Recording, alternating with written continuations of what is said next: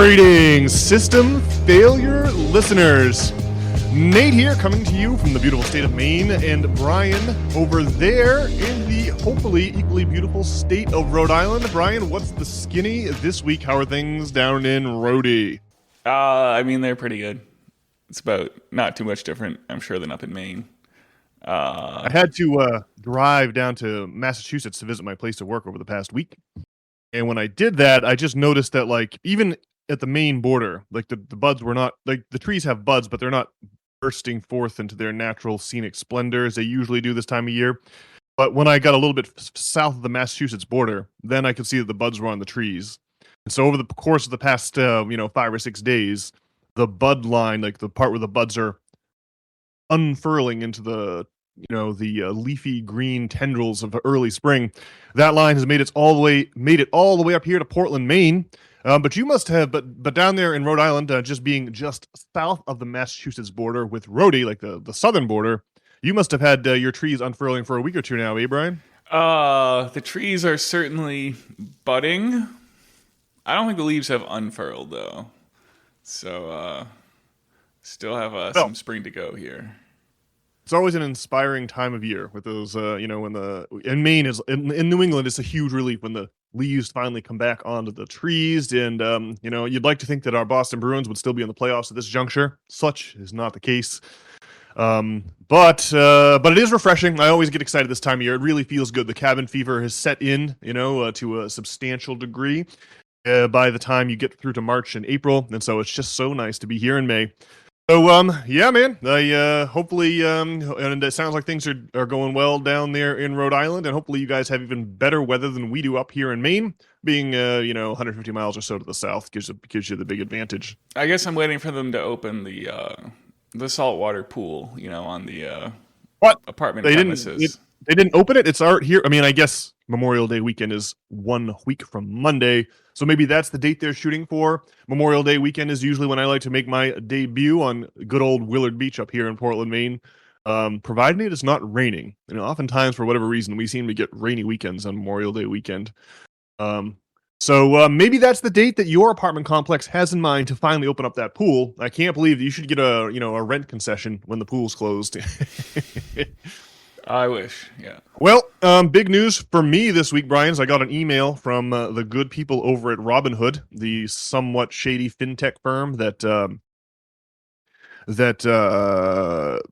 came famous during the GME scandal in 2021. When it really was like the run on GameStop, the video game company, the run on their stock. Really, Robinhood was central to that whole shocking incident, where the internet at large, and specifically Reddit, caught wind of the fact that there were more shares of GameStop sold short. That people were gambling that the stock would go down. Short sellers, they play this important role on Wall Street. If businesses are overvalued, the short sellers are supposed to sniff that out, and then they can essentially trade a stock today for a stock tomorrow on the assumption that the stock price is going to go down, and that way they can turn a little profit for themselves. That's short selling. Anyway, everyone knows the horrifying finale as the GameStop shares started skyrocketing upward in price. The short sellers who owed GameStop stock as a result of their short selling activities had to go out into the open market and buy GME stocks in order to cover their short sales. And the more they did that, the more it drove the price up, and you end up with this interesting feedback loop. And of course, Robinhood is the company that shut off the buy button on GameStop stocks to let the short sellers off the hook. And they did this in concert with virtually every other brokerage platform in existence. So flashback to 2021, I got this note that Robinhood is closing my spending account. Now, Brian, you're a Robinhood customer too. I wonder if you received a similar notice in your email inbox. Man, I don't think so. Well,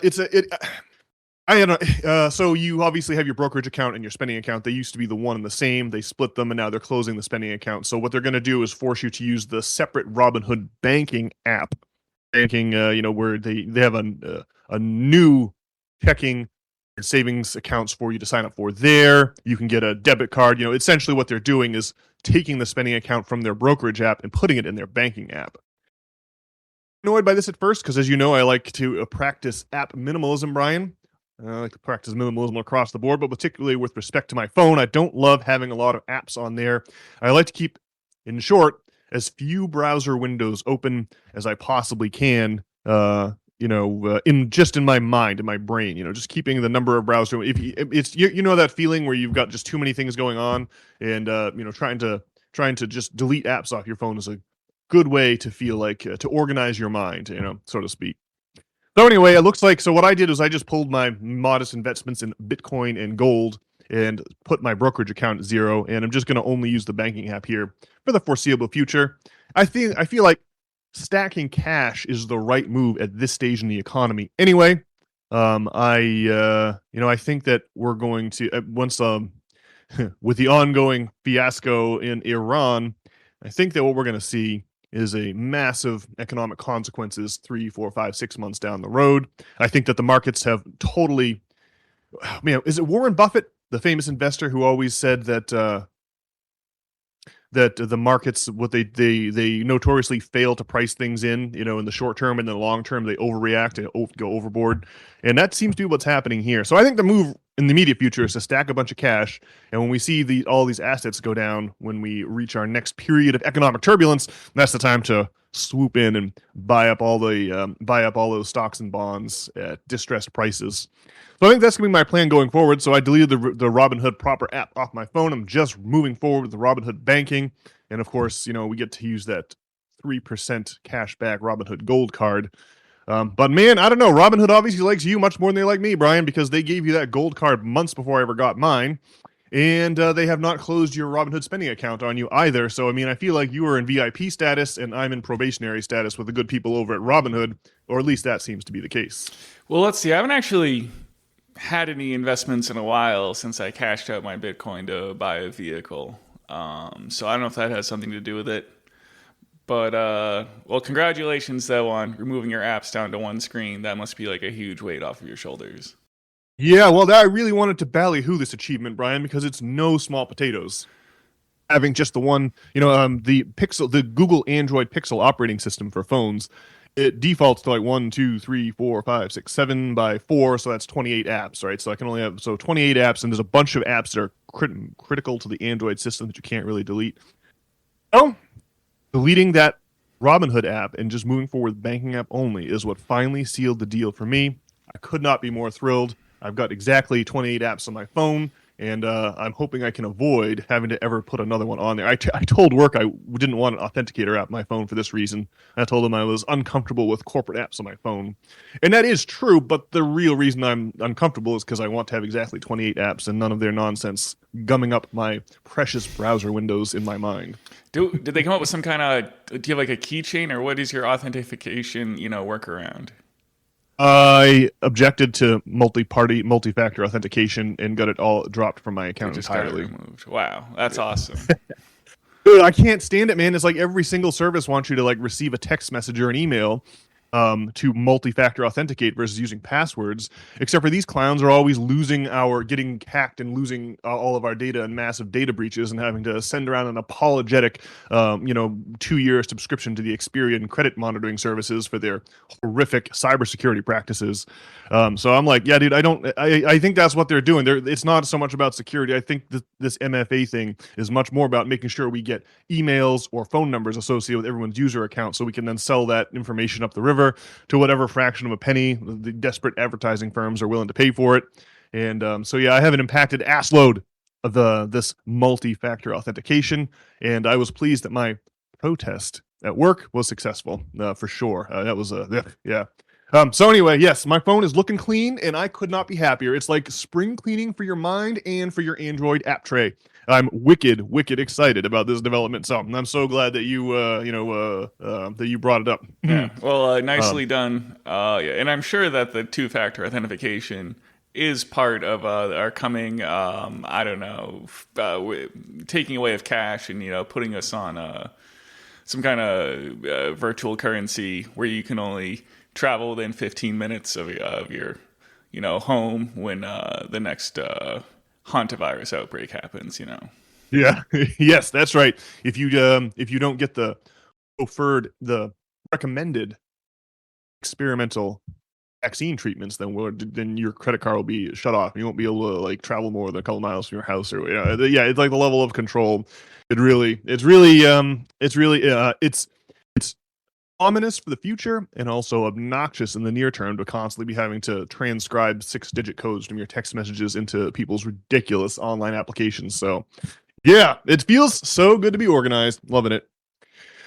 Um, the other thing, Brian, just with respect to GME that we had talked about, that we hadn't talked about, was you must have seen that Ryan Cohen, the CEO of GameStop, the video game, the company that used to sell the video games, and that was the center of the GameStop scandal I spoke about mere minutes ago. You must have seen that they made I guess what's a serious offer to buy eBay, the online auction company. Did you see any of this excitement? I did not. Well, I don't know. Like, there's a possibility that all this is like, so I guess GameStop has worked its way into a 5% share. They bought a bunch of stock, in the open market. So they wormed their way into a 5% share already in eBay, and they offered a huge lucrative deal, buy out eBay and make eBay a part of GameStop, and to make all the GameStop storefronts like places where you could buy and sell on eBay. But I mean, it could just be a scam. Like the idea here could just be to jawbone up the shares of eBay. I think they offered a buyout package that was about 120% of the current stock price week and a half ago. But like GameStop doesn't really have the money to do that. They said they could sell stocks to raise the cash if in fact the eBay board of directors agreed to the sale, in which they're currently considering it. But I mean, eBay is a company that's 4 or 5 times as large as PayPal. I mean, as PayPal. But eBay is 4 or 5 times as large as GameStop is. So I don't know if it makes much sense, but it is funny that the meme stock from 2021 continues to make waves in the market to this very day. Whether this is just a bid to, like I say, job on up the price of GameStop's existing 5% stake in eBay, or if this is a serious attempt to make eBay into eBay, make GameStop into a huge business by acquiring eBay. I will say that if they do sell a bunch of stock to raise money to buy eBay, that's going to dilute the stock badly and drive down the GME stock prices, which was with the opposite of the so-called apes, the apes together strong, the strong diamond hands, the whole Reddit culture of buying GME stock and not selling it. That's going to suck for those people to have the stock badly diluted in a bid to raise cash to buy eBay. So not really sure, but just an interesting development in the corporate front with GameStop, like I say, still making waves in 2026. Well, I see the GME stock is around $25 a share, and I don't know, it's down definitely from the soaring highs of the buyout days. Well, yeah, so I guess eBay owns TCG Player, which I would know about on account of playing Magic the Gathering. But I guess a lot of collectible card sales used to be on eBay, and it kind of moved to TCG Player, and now Magic the Gathering's been around for 30 years, and it's a lot harder for online shops to actually manage the inventory, and few of them are able to, and a bunch have closed down over the years. But if GameStop, why is it so hard? Well, you've just got 30 years worth of inventory, and now when a new set comes out, you've got your regular version of the card, your alternate version of the card, and then the various foils, and now when one card comes out, there's 5 or 6 different printings of it now. And so it's just a lot of inventory to maintain. And then also, spikes happen. There's a lot of wild spikes when someone decided the card is good, and these buyouts happens, and there's a lot of speculation going on. And so anyway, yeah, so eBay owns TCG Player, and then so if GameStop bought eBay, because I know they're into the Pokemon is just huge as a collectible card game. It's hard to wrap your head around, but buying Pokemon sealed boxes is a huge thing. And people slap each other over at Costco when they try to load up their carts with whatever the latest release is. And for some reason, people just cannot get enough friggin' Pokemon sealed boxes. Which is hard for me to fathom, but it is what it is. Pokemon. Yeah. So Is anyway, Pokemon bigger than Magic cards at this point? I believe so. I mean, there were some big releases in Magic the Gathering, what with like Final Fantasy and the Lord of the Rings, and there's like the Hobbit set coming out that'll probably do it again. But Pokemon is just set after set of everyone like just scrambles to fight each other to get these things off the shelves, and there's crazy buyouts. That's kind of my view from afar, though, because I'm not actively involved in it. But that's pretty much my understanding, and I'm pretty sure is the case. So anyway, so GameStop buying eBay. I mean, they are wedging their way into the collectible game market, and so I don't know if that's like a good thing or a bad thing.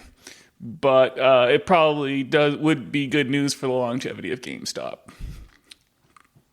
I mean, it's an interesting move. It's really aggressive. You don't see a much smaller company going to buy out a bigger company, but eBay really does seem like it just. I don't even think they do auctions anymore. You just go there to buy people's used junk that they put up online. I don't know. I rarely ever go to eBay like I used to back in the day. So I don't know. Maybe it would be a good thing if the business could be overhauled by by Ryan Cohen and his band of merry pirates over at GameStop. So that's very interesting. Yeah, well, eBay sure was like a phenomenon of buying and selling things back like in the dial-up internet days, or like the early aughts, of the 2000s. Yeah, I remember filling out the Dark set by buying up the singles on eBay in like 2000, the year 2000. But it is funny how, just a lot of things. I mean, I guess there are auctions, but there's really just not like a lot of stuff on eBay anymore. And I mean, I think it does get, managed through things like TCG Player, where it's just more of like it's just a big old aggregator because there's just a lot of buyers and a lot of different sellers. And so like an aggregator, I guess makes more sense. And I guess no one wants to bid on like auctions that close 2 weeks later. And it all comes down to the bids that people make in the final 20 seconds anyway. Yeah, that was my experience on eBay as well. You had to put in a high amount that the thing would auto bid for you. You'd put in your max bid, and it would auto bid is how it always worked. Because you're right, it's only the last 30 seconds that matters. Well, another news this week, Brian. We aren't really being treated to good information on what's going on at the Daily Wire, which is Ben Shapiro's erstwhile conservative propaganda company out there in Nashville. But I wonder if you heard any news, any rumblings on your news feed about this week. The rumor, who I think the rumor comes from like Candace Owens, a former Daily Wire talent, her on-air talent herself. But like the rumor is that they have let go like 50 to 60% of their staff. I don't know. You heard anything like that, Brian? Well, that's what I saw as well. I don't think anyone's really denying it. Well, nobody wants to watch their crazy propaganda anymore, right? So it's kind of hard to imagine how they would keep the doors open without, just interested donors sending them money to continue the propaganda. I wonder what their numbers are like. Their streaming numbers are like. It was like the Ben Shapiro "facts don't care about your feelings" debate. Some confused college students made for a lot of listening and attracted, like you mentioned, a lot of advertising or donor dollars back in the 2010s.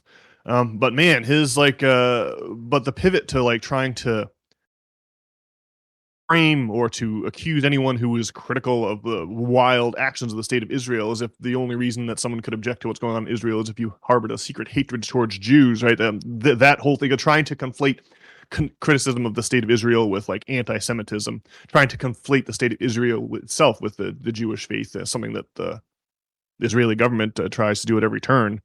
Well, that really doesn't seem to be doing so well for them. I mean, I understand they're seeing. I wish I could see what their numbers were like on on the streaming platforms, how far down they've gone. But man, I don't know anyone in real life who would support. I mean, when I think about who would be in favor of this war in Iran, I mean, it's like your Fox News watching uncle. That's it, right? I mean, and the Fox News watching people. Like if you're in the podcast sphere where Ben Shapiro distributes his videos, well, that's just not. No one in that. You really have to be like the sort of person who still watches like the evening news to be influenced by the corporate media. Of course, they have all of their Northrop Grumman and Lockheed Martin sponsors. But yeah, I mean, I don't know. I don't know who, like, the people who are in the podcast sphere are all going to be younger people, and no one's going to be in support of an ongoing war in Iran, especially on behalf of the Israelis. And so I can't imagine. I mean, I would think I can't imagine anyone is still listening to the Daily Wire at this point. I don't know who that would be, like what demographic that would be.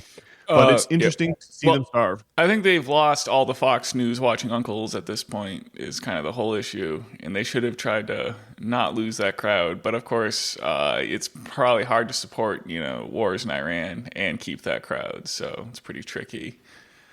The Fox News people, doesn't Fox News more? I haven't watched Fox News in years, but the Fox News generally is like they're going to be in support of any kind of military action because they have a huge defense contract. Isn't that usually how it works? Is Fox News at this moment pro-war in Iran, Brian? I believe it is. I guess I don't know for sure. That's a good question. I mean, I think it was on CNN that they were reporting that poll where like 100% of MAGA supports Donald Trump, which I guess might be true, but that they're basically saying that 100% of the people who support Donald Trump support Donald Trump. Right. Yeah, it's a tautology. I agree. That was a wild piece of propaganda. 100% of MAGA voters support. Yeah, so like we're just going to systematically exclude all the people who have like that meme of Jerry Seinfeld when he's in the movie theater and he's just had enough and he throws up his hands in disgust. All the MAGA people that threw up their hands in disgust and exeunt from the MAGA movement, right, are no longer a part of this poll. So yeah, it's like it really is a strange thing for like a supposedly serious news outlet to put up on their screen. But yeah, I'd forgotten about that. 100% of supporters support their war in Iran, right? That was it. The war in Iran, was it? Yeah, I believe so. Oh man. Well, I don't know, like what anyone. I guess there must be some old people out there watching Fox News. I don't know. Well, Tim Dillon was ranting on his podcast about like old people on Facebook are like arguing about politics because they have nothing else to do all day, and how out of touch that is. They're just on there arguing about the war in Iran and whatnot, and I don't know. Facebook is a wild place, man. I can't tell you how much disinformation I see on Facebook. Every time I almost never go on Facebook. The last time I went there, there was like posts saying that Drake May was taking offers from like the Dolphins and the Bills or something. It's just totally wrong. I mean, I just like, wow, this place is the Wild West of disinformation. You can just use AI to create what looks like an official news clipping saying, oh yeah, Drake May is going to go to the Bills or the Dolphins. It's just completely untrue. But you just know that the sports news is completely fake on Facebook. So yeah, I wonder what normies are watching when they fire up their Facebook app. I guess that's Facebook's what's really popular in like some third world places and really popular among the older crowd. So it's like in between the regular internet and Fox News, I suppose. Facebook is. But I just can't believe that their system isn't better at removing the AI-generated spam, fake news material that seems to be prevalent on that platform. Well, I'm on the Daily Wire's YouTube page, and let's see. I mean, there's some video with Jordan Peterson that came out with like 9.1K views.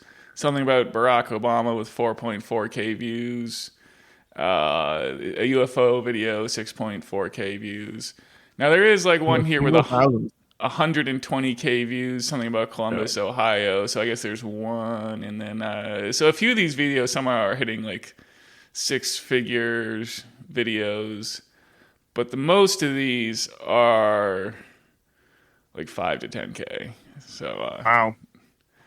Alrighty, man. Well, we're not at the 5 to 10K level ourselves yet, but we're coming for that spot, dude. Soon enough, you and me are going to be bigger than the Daily Wire. We just got to keep, we got to keep turning up every Sunday and keep putting another podcast in the can.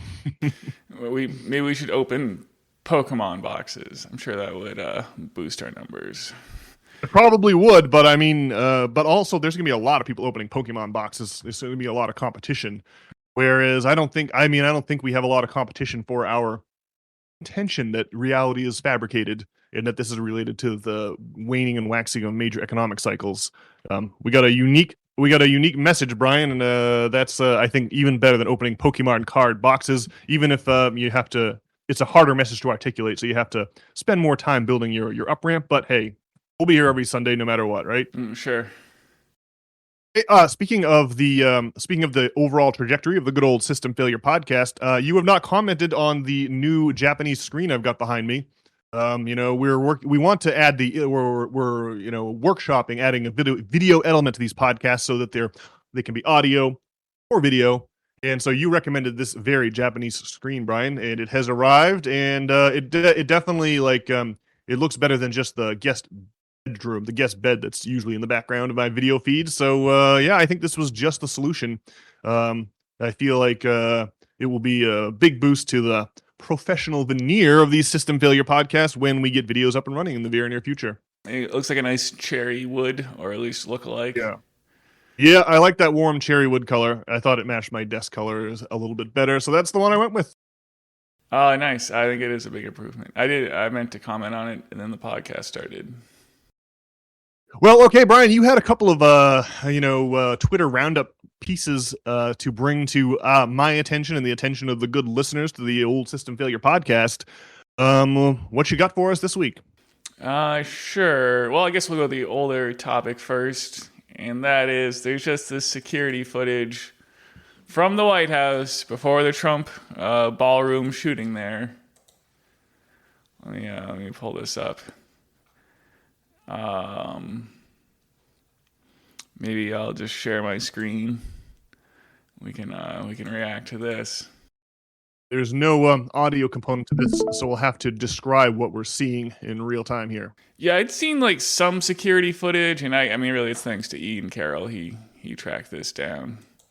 Yeah, I mean, it's there's like some metal detectors in the foreground, and there's this some guys going into this room, and then you got like your canine security officer and the dog kind of sniffing out this guy who just went into this room, and the police officer's like talking to him, and then the police officer just turns his back, and then instantly the guy runs out with the assault rifle. What on earth is going on in that room? We've got our metal detectors, right? There's like a hallway, and then the hallway is blocked off with metal detectors, and that hallway opens up into a much bigger room. We've all seen the video of this man sprinting through the metal detectors, and then the Secret Service agents, opening fire. But the part of the video that I found really curious was this thing where, like, you can see the gunman. What's his name? Thomas Allen Cole, I think that's right. Whatever his name was. You can see him with a bag slung over his back. The bag that supposedly contains the shotgun. He goes into a side room before the metal detectors. You can just see it in the way that the camera's angled. He goes into that side room. Moments later, a canine officer, he has a hound on the leash, and the hound is keying on this suspicious dude that the dog doesn't know. You can see the officer exchange a few words with our shooter, who's presumably in that small anteroom. And then when a split second later, he bursts through the same doorway where the canine cop had been talking to him moments before. And then the cop wanders off, and then, the cop turns and heads up the hall, and this guy comes out the door where he was just talking to the cop, and he starts running with the firearm. And then, and it's just like the most weirdest thing. Like, there's just no way he could have taken the firearm out of the bag. I mean, it really looked that officer, the canine officer, looking into the split second when the officer turns and leaves and continues out of sight down the hallway, and the man comes bursting through the door a second later. There's just no way that he didn't have the gun out of the bag. It's really, really odd.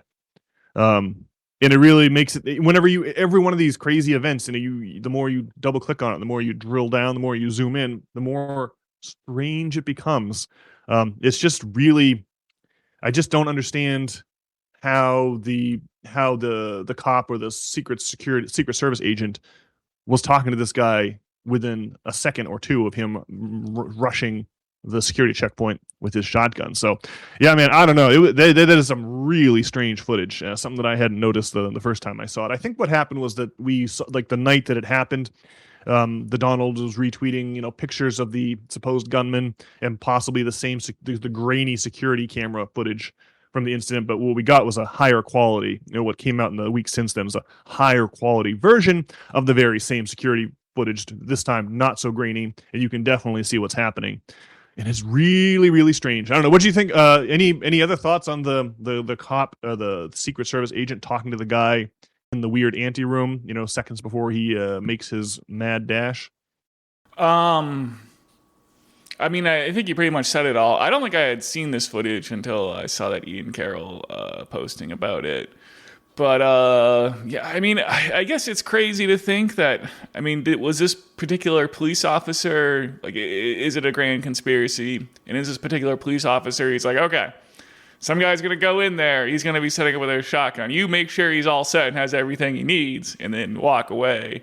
And then, like, is this guy, like, is this Washington, D.C. police officer, like, on the take or something? Is that how this works? Or I don't know. I don't know what the story could be. It could be a fake police officer, I don't know. You think that his colleagues would recognize him, but anyway, the other strange thing about this video is one Secret Service agent the Secret Service agent in this video can be seen as the man sprints through the metal detectors and makes his way out of sight. One Secret Service agent unholsters their sidearm and begins firing shots. You can see the muzzle flash in the video.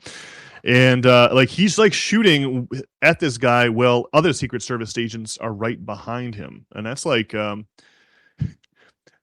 you've not seen this movie No Time to Die, right? With James Bond, right, Brian? You ever saw this one, the most recent James Bond movie? No.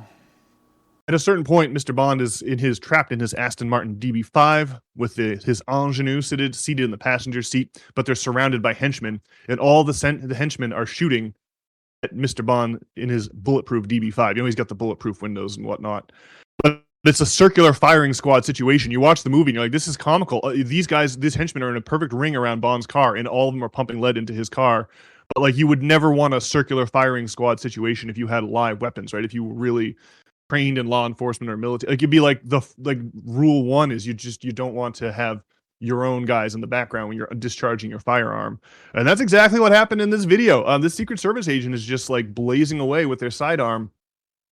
And there are people, there are agents directly behind the man. Like, I mean, it's like they're literally covering. And this Secret Service agent is strafing all of his other agents. It's very, very, very peculiar. But I don't know, Brian. What's the counter argument here? Is it just that reality is weird and messy, and at any time, could you do this with any public event? Double click on it and start noticing weird inconsistencies and things that don't match up. Is it the case that people just forget their training? I always think of that movie, The Men Who Stare at Goats.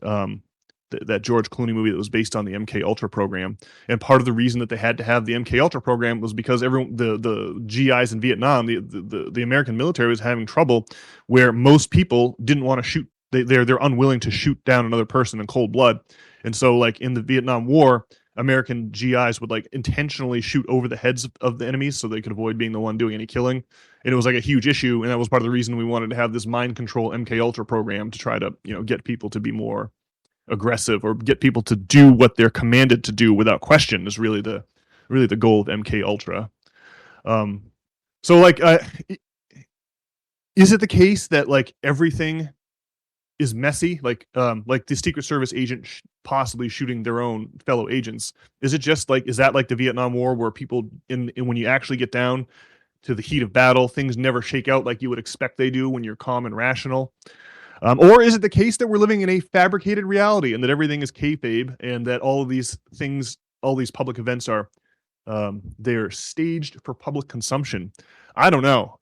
It really seems more like the latter than the former watching these bizarre videos, but it's like the Charlie Kirk assassination in Utah, the attempt on Donald Trump's life in Butler, Pennsylvania in the summer of 2024.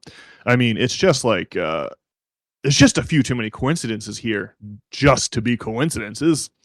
I don't know. You don't want to be. It's like you have to keep two versions of reality in your mind at the same time. Like you have to. We're never going to know whether these events are staged.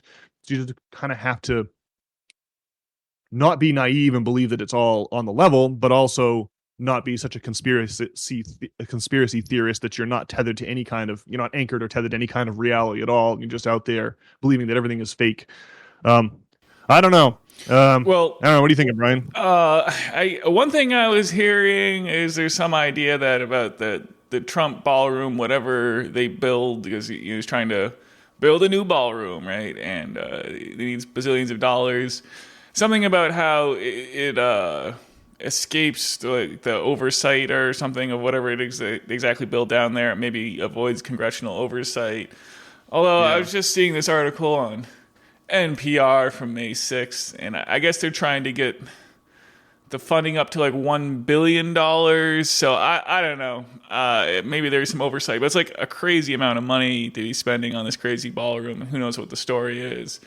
I don't know, Well, but the ballroom escapes congressional scrutiny. The funding of it escapes congressional scrutiny because it's a way to do kickbacks and bribes, right? The whole thing is supposedly funded by people who come to the White House and make a donation to, they can't pay the Donald or directly. But what they can do is make a donation to his ballroom project. But then it turns out that the ballroom is not a ballroom at all, but really a bunker with drone-proof glass and all these and all this. And those parts, the defensive aspects of the ballroom, are actually paid out from the federal budget. So I think that's still working its way through the courts. And in fact, I do believe that construction on this ballroom has been halted until the funding matter can be sorted out in the courts. yeah, That is interesting. I guess what he had was like 200 or maybe $300 million funded by like private donations, like you were saying there. But then they've also the Republicans have tried to sneak through like $1 billion from taxpayers, and that must be sort of the matter that's being sorted out in the courts. I don't know. I mean, there's just been so many crazy. We're on like 4 or so shootings for Donald Trump, and I don't know, man. It's crazy. Yeah. I think Dr. Eric Weinstein's theory about this is the best one. We're not living in a world that's totally fake, but nor are we living in a world that's totally on the level either. What we have is, mixed strata of kayfabe or fake. Right, kayfabe is the old wrestling term for the fact that wrestling is like faked. The outcomes of the matches are faked, or they're predetermined or scripted, and moments that are predetermined or scripted is what we call kayfabe. But then the point is that you intersperse the kayfabe with like real reality, and that really makes it impossible to figure out where the border between fiction and nonfiction really is. It's when you've got many layers of kayfabe mixed with true reality that it becomes impossible to deracinate. This word deracinate, it's an old like when you're brushing wool. You're like straightening out all of the various crazy strands, and it's just impossible to separate the wheat from the chaff. And on the kayfabe versus reality front, and this ballroom shooting, man, it really is. Well, these security camera videos that came out, they really stink to high heaven. It's just so weird. It's hard to imagine that we're not being subjected to some kind of a stage production here, Brian. All right. Well, the other thing, speaking of questioning, the state of our reality, is we just have another one of these soothsayer tweets, and we of course had one last week. We were talking about with the Cole Allen White House shooter name, and then this one of Cole Allen's NASA. The other thing is this man works at the NASA's Jet Propulsion Lab out in Los Angeles. It's like man. The connection to the missing scientists and the UFO excitement that's been roiling the country over the past half decade is interesting. But yeah, you said it. His name got tweeted out by his former JPL coworker in 2023. All right. Well, this one, and this comes from this I am a soothsayer on the Twitter. But he just has this tweet. 2023. Corona ended, 2026 hantavirus, and here we are in 2026 with the hantavirus. This tweet seems like an easier one. I feel like you could just create a bunch of Twitter accounts and put a bunch of predictions like this out there. You could maybe hope to get one right. Whereas I don't think you could do that with the name of the White House shooter, right? I mean, like, you just have to tweet. You'd have to tweet out just every name. I don't know. It seems much more remarkable to me that this man's former coworker at JPL randomly tweeted out his name in 2023. But this is still weird, right? It's still in the same vein. It's still strange. It'd be really hard to guess that a cruise ship in the Southern Atlantic was going to be racked with some kind of a hantavirus that was actually capable of jumping from person to person. So yeah, we're just confronted with these strange artifacts. It's like in the Matrix when there's a glitch in the Matrix, and that's what lets you know that you're in some kind of a simulation. And I don't know. Yeah, it's just bizarre. And what was the date of this soothsayer tweet, Brian? June 11th, 2022. 2022. Yeah.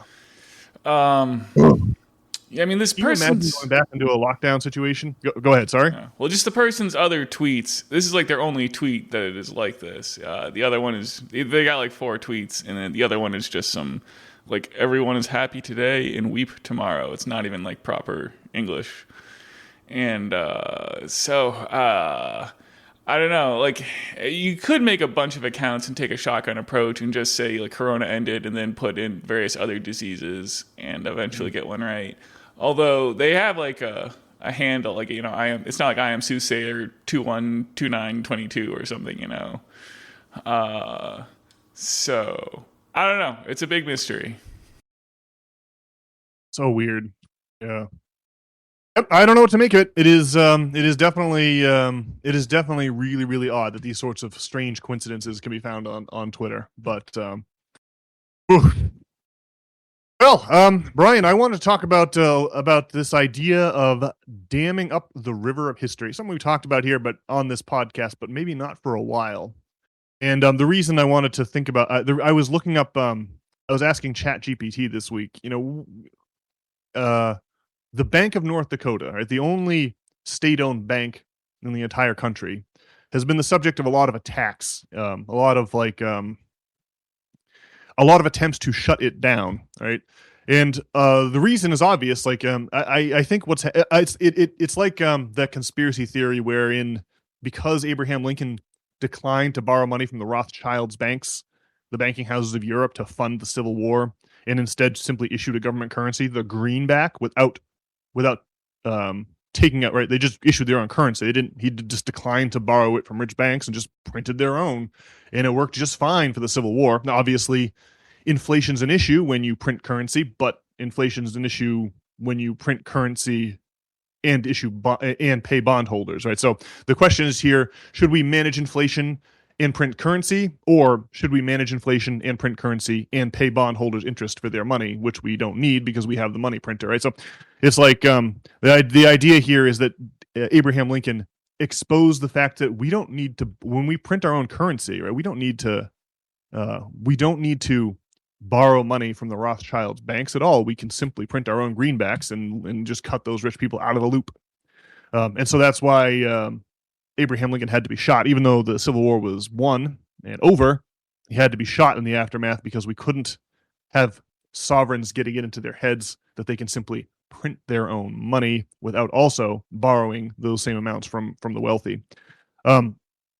So the Bank of North Dakota, right? It's a public bank. They make loans. They are a not-for-profit institution that makes loans to potential businesses in North Dakota, and it is wildly popular. But the thing that's telling is that there's been many attempts to shut down the Bank of North Dakota, and I just wanted to read ChatGPT's. Well, actually, it's Gemini. Forgive me.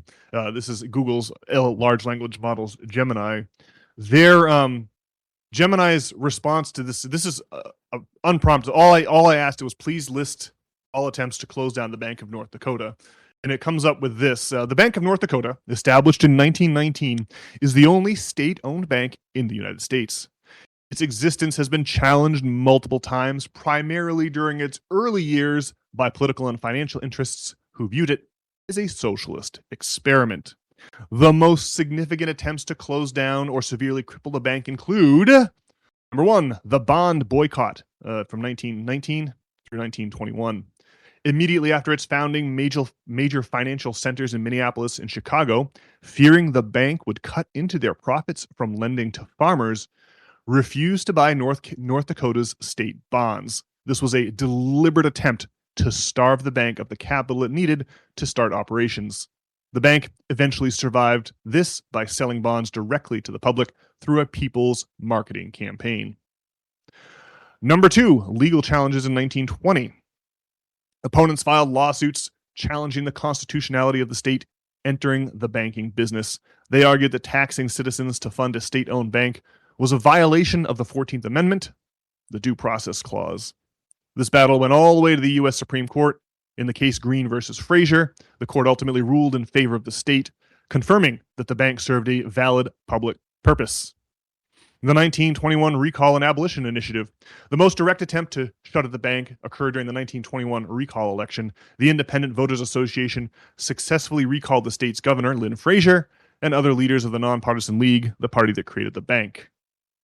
The ballot measure. Alongside the recall, there was an initiated measure specifically designed to abolish the Bank of North Dakota, and the outcome is, well, the voters removed the NPL leadership. They surprisingly voted to keep the bank, rejecting the abolition measure by a narrow margin of about 4,000 votes. This subheading is efforts to limit the scope between the 1920s and the 1950s. Some examples: removal of public deposits, reduction to a farm loan agency, and then we have a final category here: political attacks during the 1970s. In the 1970s, during a period of intense partisan friction, Republican leaders called for the firing of the bank's president and orchestrated investigations into alleged mismanagement and kickback schemes. While these were largely viewed as political maneuvers to discredit the bank's administration, they represented a renewed effort to undermine the institution's public trust. Final note: despite these challenges, the Bank of North Dakota has remained profitable every year since 1971 and continues to serve as the primary depository for all state funds, fueling local economic development through partnerships with local private banks. All right, well, that was a lot to read, but it gives you the history of bankers trying to shut down this publicly funded competition to their business of loaning out money at interest. And that really, I think that this anecdote of the Bank of North Dakota and these concerted attempts to shut it down really show what I mean by damming up the river of history. I mean, the idea, like the basic idea of Karl Marx, was that democratic control over the means of production was an historical inevitability. That is to say that the introduction of too much technology into the capitalist system is going to obviate the workforce to the point where the workforce won't be able to negotiate for high enough wages to purchase the goods and services that are being produced. And that's the great prophecy of doom of Karl Marx, much ballyhooed on this show, Brian. But the imposition of democratic control over the means of production is something that's going to have, and this is something that, I don't think Karl Marx realized in his day, but this is something that's going to have that gets major pushback, right? We're talking about the idea of all the world being a stage and reality being fabricated for our consumption, manufactured, for our viewing pleasure. Well, this is really the biggest. I mean, when you can't really understand why our economics departments teach what they teach, why the history of America is the way it is in the 20th century, why the political messages we receive are what they are. You can't understand any of it without understanding that this river of history that has brought us ever greater democratic control, increasing, widening democratic control over all aspects of our lives, and delivered us into a terminus where, as the American public, we extol the virtues of democracy and expect it in all areas except one: the place we all spend most of our time, the place that we all go to work every day, the workplace. And if there's anything to Karl Marx's prophecy, it's interesting to note that we, for some reason, because we're propagandized, it's not just for some reason, like because of the way that we're propagandized, we expect democracy in each and every facet of our lives, with the exception of work, where we accept top-down autocratic control almost without thinking about it. But really, I mean, it's like you talk about the graduation of the slave societies of antiquity into the peasant societies of medieval feudalism, and then the transition from medieval feudalism through the Industrial Revolution to the modern representative democracies that populate the planet today. And you can just see that the proliferation of democracy is this historical force. And it's like a stock market chart where it goes up and then it crashes, then it goes up. But over the long haul, what you get is a graph that goes up and to the right of the volume of decisions that get made collectively, democratically, versus made by a single ego or individual. And I mean, this really is this the business plot is another example of the river of history being dammed up. The response to the New Deal was that the wealthy elite in America, tried to have a military coup and replace FDR with some kind of a dictator they could control. The blueprint for their plan was the rise of Hitler over in Germany at the time, and but World War II then happened, and America just became a totally different country with the passage of World War II into history. And it's like a blind corner that we cannot see around. And it seems to me that most people do not realize that the inevitability of democratic control over this final magisteria in our lives. People don't realize that that's the interest that so many, like the people that own the media outlets and the people that bribe the politicians, this is what they're concerned about: preventing preventing the inevitable movement into more democratic forms of labor organization. That right there is the river that they're trying to prevent flowing its natural course. And of course, the more you dam up a river, the more pressure builds up behind the dam, the more the water level rises. And it seems to me that we are in a place of of not only extreme pressure behind the dam as this historical force builds up, but also of living in a fake or managed reality where the natural progression of history is being retarded in the sense of slowing down, is being intentionally retarded, and we are trying, the powers that be, those who hold the wealth and the economic power in this country, where they're trying to not only dam up the river, but dam up the river without being detected. And I think that explains a lot of the bizarre nature of some of these assassination attempts and the weird details of these videos that come out after the fact, Brian. I think that the damming up of the great river of history is the source, is the reason why our leaders, why our elite classes are so motivated to resort to kayfabe, and why they want to keep us in a state of confusion. I don't know. Any thoughts on all that, Brian? That was my damming up the river of history rant. Well, I mean, you can see why the South Dakota bank there is a threat to the banking system, and why Lincoln had to be killed. So, yeah, I mean, it makes sense. I guess that, I don't know. I guess I'd like to think that, democratic control is like an inevitability. I mean, alternatively, there's just like enslavement would be the other choice, or somewhere in between. Yeah, you could be a peasant and a lord relationship. It's not as bad as slavery, but being an employee is much better than being a peasant, I reckon. I guess I think that Marx is certainly right that when like democracy is stifled, it is like the dam in the river, where it does build up pressure, and you would expect that the dam would eventually break.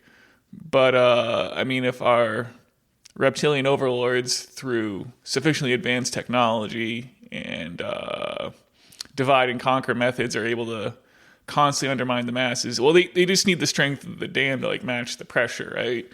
But certainly the pressure on the dam is certainly true. So I don't know. I guess those are my thoughts. I guess, is it my intuition, or is it that I want to believe? But I do think that the pressure behind the dam builds up exponentially, and there's limits to the size of the dam that you can create. There's limits to the size of the illusion that you can create. There's limits to the ability of the ruling classes to project a false reality for us all to live in. So I don't know, that may be an article of faith, just like seeing the proliferation of democracy over the great sweep of history and extrapolating that sweep into the future. That's a little bit of an act of faith too. Past results are no guarantee of future gains, so to speak. But one interesting just to look no further than the banking sector, one of our big contentions here is that the alchemical dream of creating money from nothing really came true in the 1600s, in the 17th century, with the generation of Sir Isaac Newton.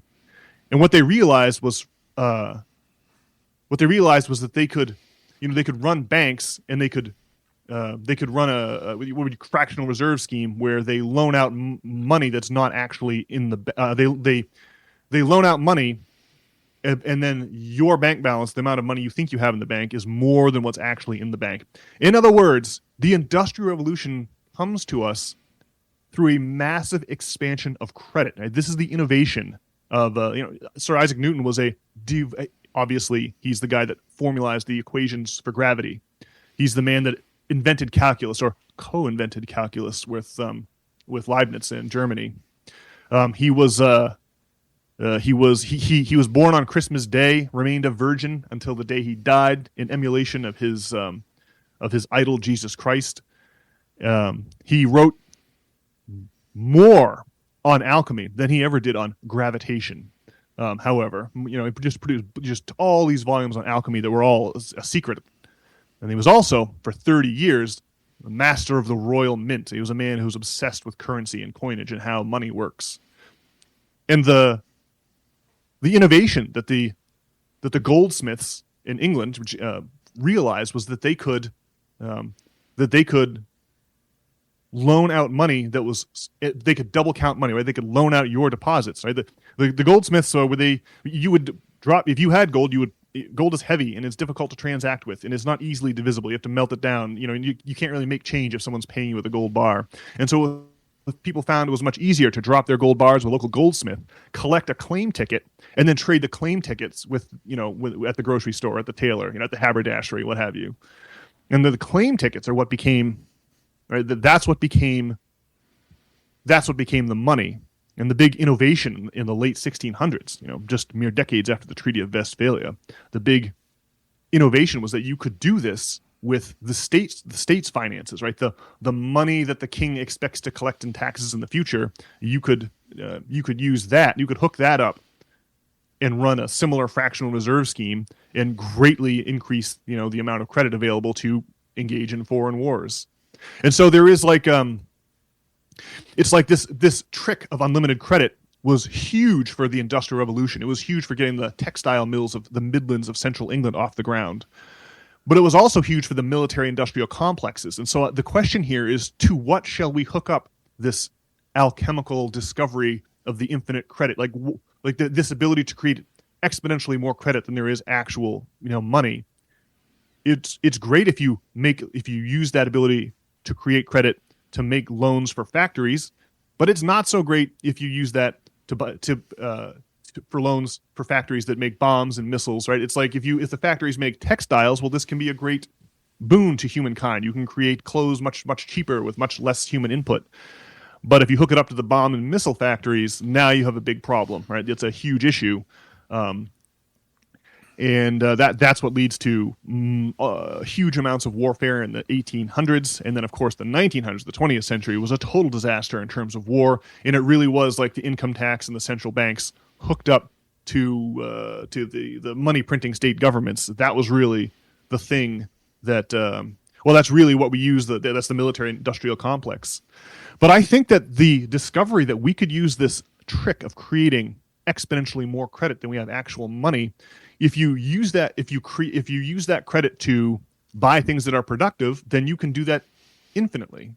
If then it's sustainable. Like if you buy a bridge if you use that credit to build a bridge that that greatly shortens the time it takes to deliver goods and services, well, then you have grown the overall size of the economic pie. You've grown the overall size of the economy, and so you can easily pay for that credit with increased revenues.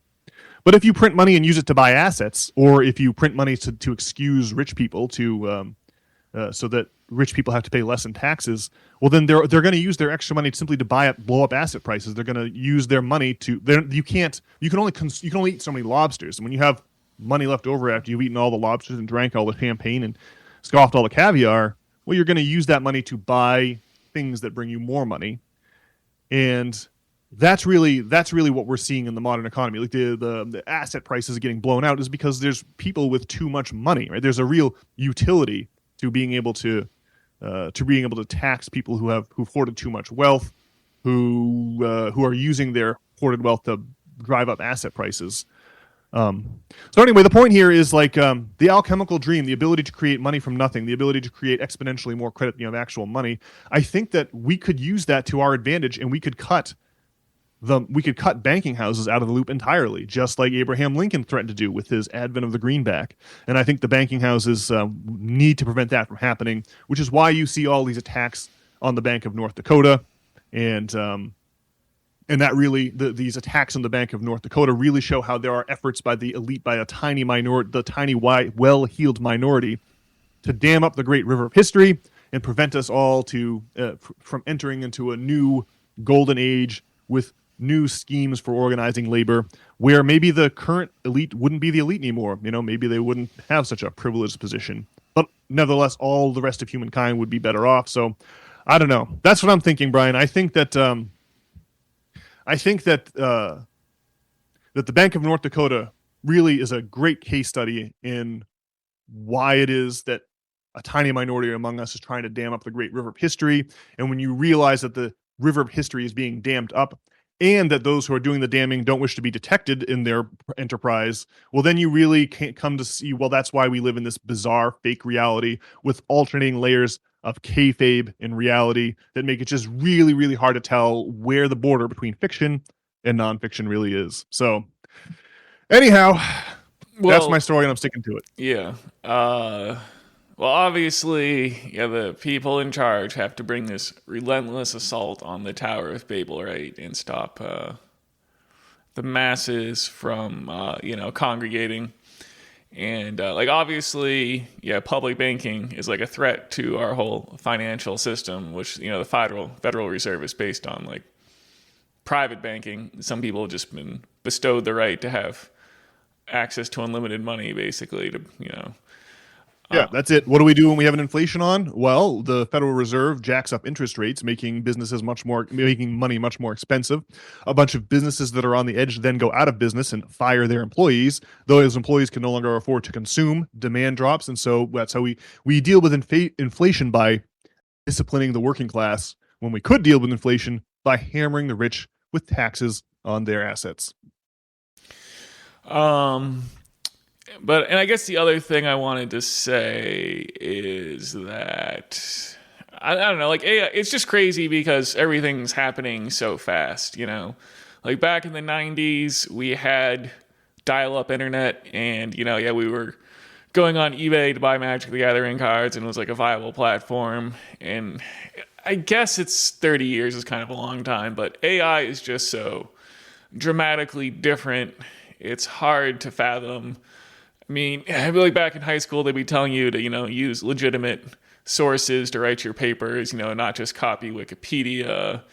But now you can really just have ChatGPT write the whole thing for you with just a few sentences as the prompt. And so, I don't know. So we got like the boomers watching AI generated videos on Facebook and not knowing what's real. But I'm sure in another 30 or it won't be long before everyone knows about AI, and then I don't know, it's on to the next crazy thing. But you would think that AI would have sweeping changes to like democracy as like a concept and like what that all means, and the implications should be far right, but it won't be long until the next crazy thing happens also. So it's pretty wild. Yeah. I agree with what you're saying, Brian, and wish to echo the point that AI seems like it could really has the potential to be a job replacer and obviate huge chunks of the working class in the way that the previous predictions, where like the Luddites of the 1800s, for example, thought that technology would replace so many jobs that they were opposed to technology at all. It's like so far the fact that all the whip and buggy manufacturers have gone out of business has been fine, because there's been an automotive, there's been like the Detroit Motor City to replace that industry. I just don't think we can count on that as technology becomes more and more sophisticated. And this AI really seems like it has the potential to be a massive job replacer, like I already said, Brian. So yeah, it's a good. It's really interesting to consider this question of technological unemployment in the face of the rise of AI. That's for sure. All right. Alrighty. Well, Brian, I suppose our time has come and we must leave it there, regrettably. But they always like to take this moment to encourage all of our listeners out there to pay us a little visit at systemfailure.org. There you can sign up with your email address to receive the weekly essays written by yours truly right there in your email inbox. The text versions of these essays, they have like pictures, they've got flavor text, there's all kinds of elements in the text versions that you won't get from the spoken audio essays that you hear in this podcast feed. Furthermore, if you'd like to get in touch with either Brian or myself and let us know why our hopes for democracy in the future are in vain and futile, why you can accomplish that tidy feat over on the About page simply by clicking on the appropriate name. All right, I will be back on Thursday with one of these aforementioned essay reads, and then next Monday, Brian and I will, of course, be back for a good old regularly scheduled edition of the System Failure Podcast. Can't wait to talk to you all then. In the meantime, please have a fantastic week. All right, see you, folks.